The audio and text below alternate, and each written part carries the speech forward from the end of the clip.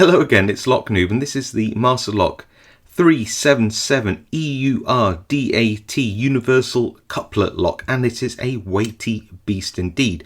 What does it do? Well, some of you already know what this does, but this secures a trailer by blocking the trailer hitch or coupler.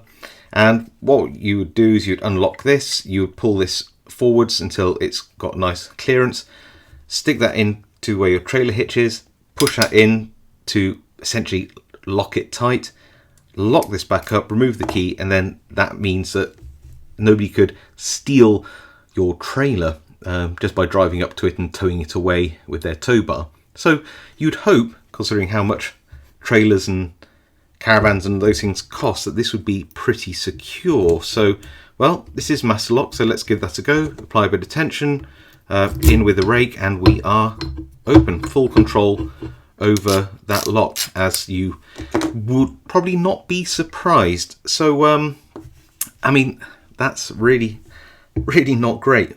What do we do about that? Well, I suppose what we could do is we could try to make life a bit more difficult for ourselves. We are a lock picking or lock sport channel, if you like. So let's put a turning tool in the bottom here, and then we'll try to single wafer pick this. This is a 4 wafer lock. I've got a pick here, and these are, to be fair, serrated wafers. So what you tend to do is go along and just touch one. So that's 4. This is 2. Go back through, and 4, 3. And I don't know if you saw that core move around just a tad as I'm just tapping on the tops of these wafers. Nothing on 1. That's again just touch 3 again. It moved. Touch 1, and we are open. So very light touches there to get over those serrations.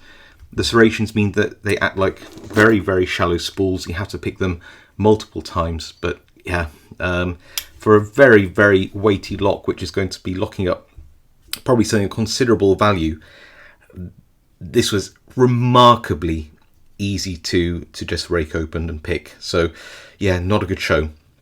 Anyway, if you like that video, please leave a like. If you have any comments about this, please leave them below. I do read them all and reply to as many as I can.